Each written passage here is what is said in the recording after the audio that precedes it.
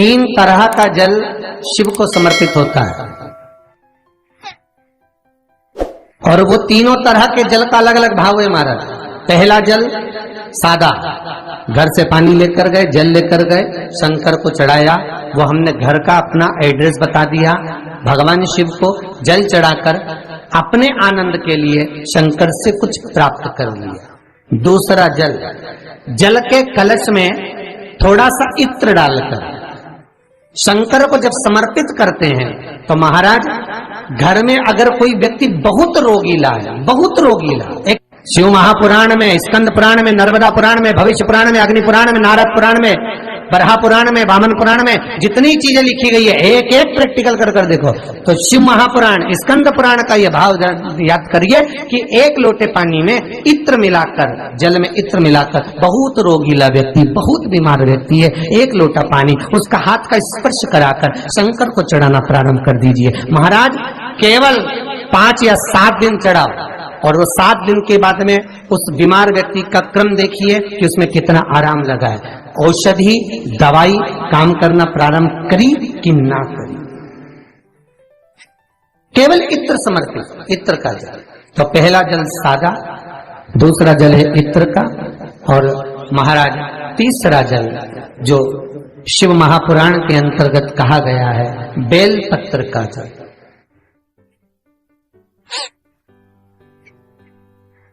तीसरा जो जल है वो बेलपत्र का जल है। बेलपत्र का जल कैसा?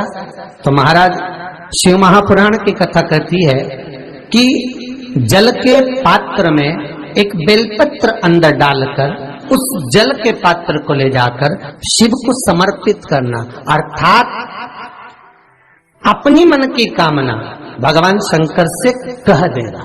केवल बेलपत्र के माध्यम, बोलना नहीं है हमको, कुछ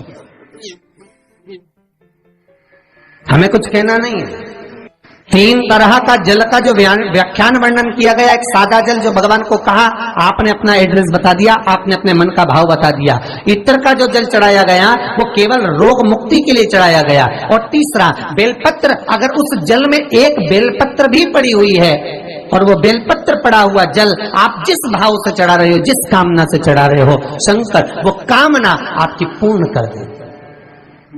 और लिंग पुराण को अगर आप पढ़ेंगे तो उसमें पाएंगे कि लिंग पुराण के अंदर लिखा है कि आप शंकर को अगर जल भी नहीं चढ़ाएं, आप शंकर को वस्त्र भी नहीं चढ़ाएं, आप शंकर को फूल भी ना चढ़ाएं, आप बेलपत्र भी ना चढ़ाएं, अगर शंकर को आपने कुछ भी ना चढ़ाया तो केवल शंकर के मंदिर में 2 क्षण जाकर उस शिवलिंग के सम्मुख में बैठ जाओ, कुछ मत बोलो, केवल मौन होकर उसको निहार लो, केवल मौन होकर निहार लो। बहुत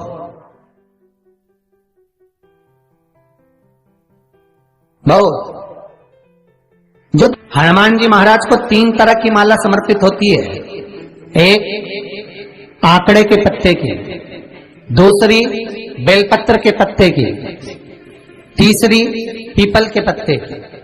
ये 3 तरह की माला जब शंकर हनुमान जी महाराज को समर्पित होती है, जिस समय पर अगर व्यक्ति के जीवन में बहुत भारी रोग हो गया है, बहुत ज्यादा कष्ट हो गया है, कैंसर जैसी बीमारी भी अगर उसको घेर ली है और किडनी लीवर सब बेकार हो गया, तो निवेदन है पीपल के पत्ते की माला बनवाओ, 108 पत्ते की, और हनुमान चालीसा का हर पत्ते पर स्मरण करिए। महाराज आप हनुमान चालीसा पढ़ते जाओ, माला में गांठ लगाते जाइए, और वो माला जो व्यक्ति कैंसर से पीड़ित है हाथ का स्पर्श कराइए और शंकर को चढ़ाइए। केवल अष्टमी तिथि के दिन ये माला समर्पित होना चाहिए, शुक्ल पक्ष की अष्टमी के दिन। आप 2 या 3 अष्टमी को कर कर देखिए, अपने आप दवाई लगना प्रारंभ होगी, कैंसर जैसा रोग भी धीरे धीरे समाप्ति पर आएगा। महाराज पर करना शुक्ल पक्ष की अष्टमी को ही।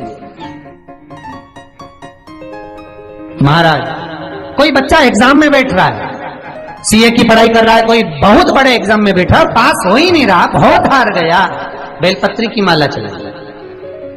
पर बेलपत्र की जो माला है वो केवल प्रदोष पर चढ़ती है। श्री हनुमान जी महाराज आप बेलपत्र की माला चढ़ाओ, 108 बेलपत्र आप श्री शिवाय नमस्तुभ्यम मंत्र का जाप कर कर गांठ लगाकर भगवान श्री हनुमान जी महाराज के सामने पहुंचकर माला को सीधी रखकर, जो व्यक्ति एग्जाम में बैठ रहा है, नौकरी के लिए, अन्य पढ़ाई के लिए, अगर कंपटीशन एग्जाम में भी बैठ रहा है तो माला को हनुमान जी महाराज, और हनुमान जी कौन से होना चाहिए? पूर्वमुखी।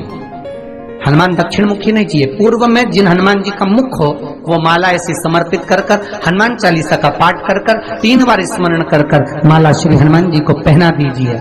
ऐसा कोई एग्जाम नहीं जिसमें से आप निकल ना पाए महाराज, पर करना आपको पड़ेगा। प्रदोष का दिन होना चाहिए,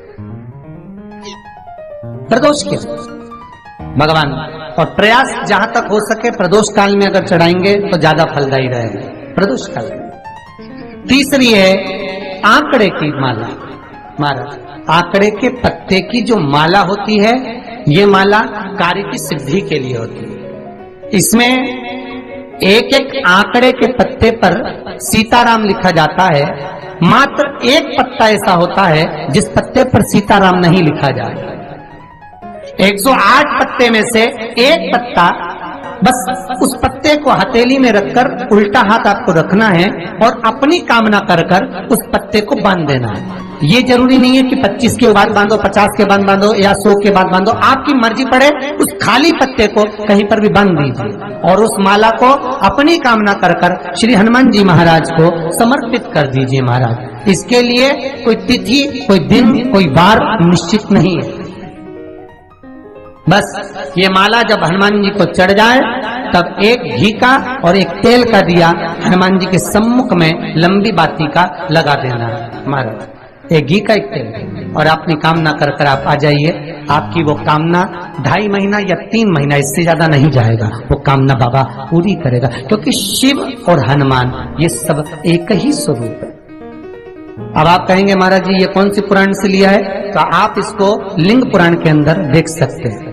आप गीता प्रेस गोरखपुर की लिंग पुराण लीजिए, उसके अंतर्गत आप इसका व्याख्यान वर्णन पढ़ सकते हैं महाराज। एक एक क्रम हमारे शास्त्रों का हम उसको बस ज्ञात करें, हम इधर उधर डोले नहीं।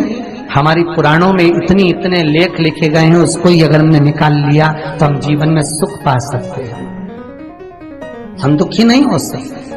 मंत्र कौन सा जो दिया जा रहा है, वो मंत्र कौन सा है जो प्रदान किया जा रहा है? हनुमान जी महाराज ने वो मंत्र जो विभीषण को दिया, और एक विभीषण जिसको लात मार दी गई, एक विभीषण जिसको लात मार कर निकाल दिया गया, जिसके घर का भी ठिकाना नहीं था, वो विभीषण एक छोटे से मंदिर में जो रहता था, तुलसी का क्यारा जिसके दरवाजे पर था, और वो विभीषण जब सीत रावण को देता है तो वही विभीषण को जब लात मार कर निकाल दिया जाता है, तो वो मंत्र कौन सा था जिसको विभीषण। वीडियो को लाइक, शेयर एंड चैनल को सब्सक्राइब करें।